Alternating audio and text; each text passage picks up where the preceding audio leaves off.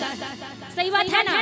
सच्चे मन से आइएगा तो सच्चा फल मिलेगा, और वो झूठ फरेब करके आइएगा तो फल नहीं मिलेगा।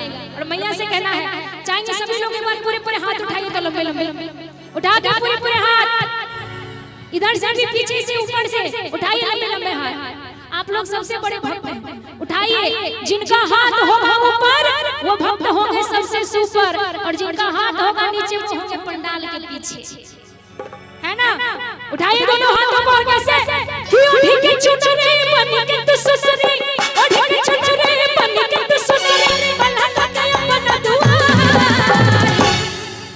सबको गाना है, माई हो दुनिया जय तू, माई हो दुनिया जय तू, कि भगवान ही सवारी, माई हो दुनिया जय तू, कि भगवान कोई सवारी, और ढीके चुनरे बन के तू सुसरे, और ढीके चुनरे बन के तू सुसरे, भगवान कोई सवारी।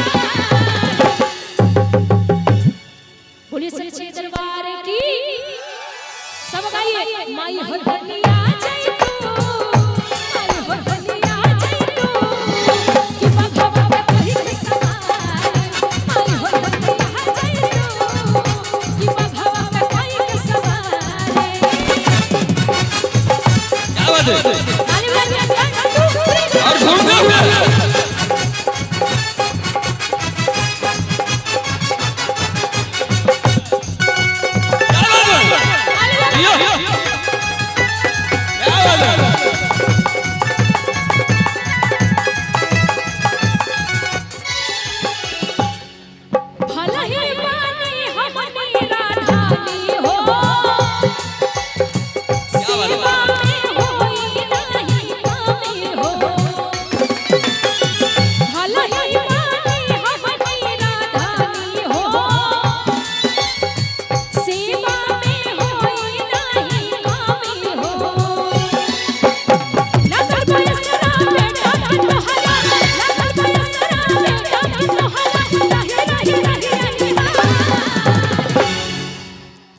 बोलिए सच्चे दरबार की जय, शेरा वाली मैया की जय।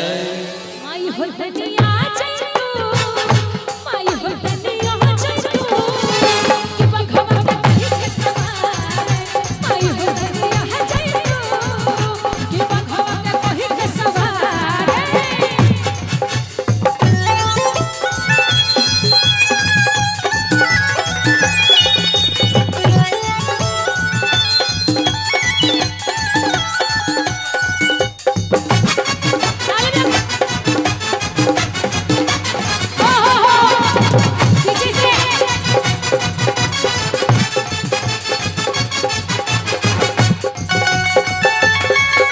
हमारे सुधीर कुमार रमनी जी के तरफ से पूरे 500 का आशीर्वाद आया है। अच्छा एक बात बताइए, माँ को सबसे ज्यादा कौन सा रंग पसंद है? कौन सा रंग पसंद है? कौन सा? और आप लोग माँ के कौन है? लाल, मतलब बेटा है, माँ के लाल है। चलिए भैया की तरफ से पूरे 1000 रुपए का आशीर्वाद सुधीर कुमार रमनी जी के तरफ से बहुत बहुत धन्यवाद आपका। ऐसे ही अपना प्यार आशीर्वाद हम तमाम कलाकार पे बनाए रखें। माता रानी आपकी झोली हमेशा भरकर रखे। माँ को कौन सा रंग पसंद है? लाल। एक मिनट भैया रुक जाइए, आप लोग को भी मौका दिया जाएगा। एक मिनट रुकी, पहले सभी हाथ उठाइए, देखते हैं कि आज किसमें कितना है दम, हम में कि आप में।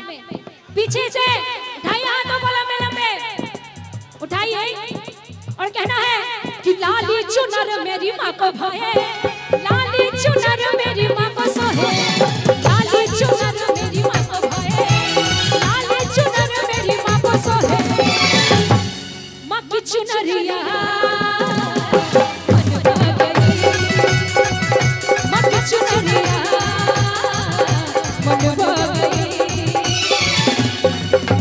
लाली चुनर मेरी माँ को भाए, लाली चुनर मेरी माँ को सोहे, लाली चुनर मेरी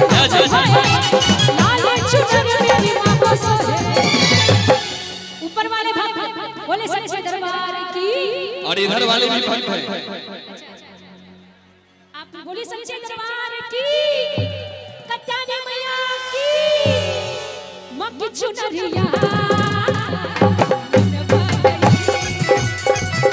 मन चुनरिया मन बगई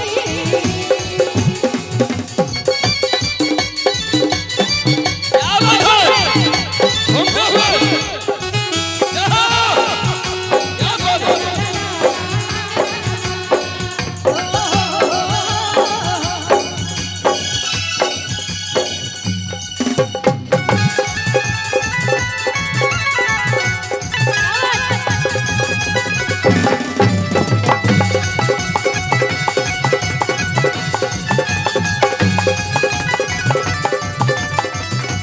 भक्त कहते हैं इसी भाव में क्या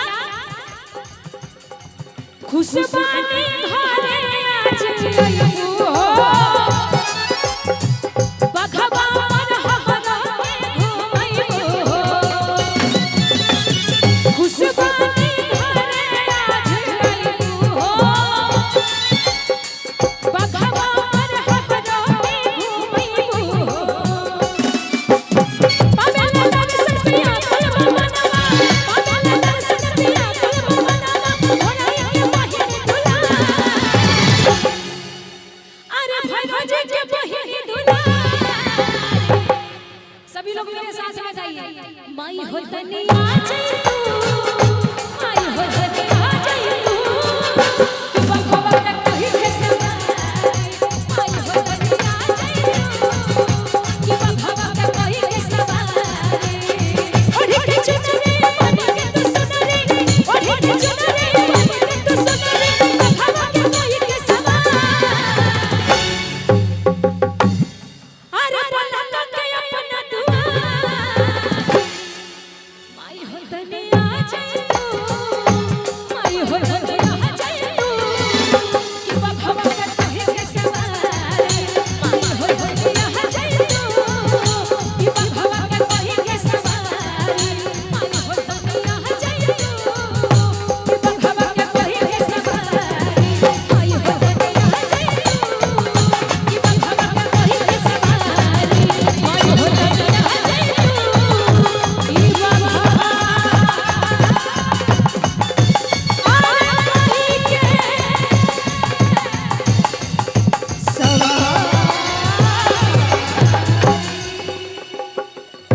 बोले सच्चे दरबार की शेरों वाली मैया की आइए पुरस्कार बहुत सारा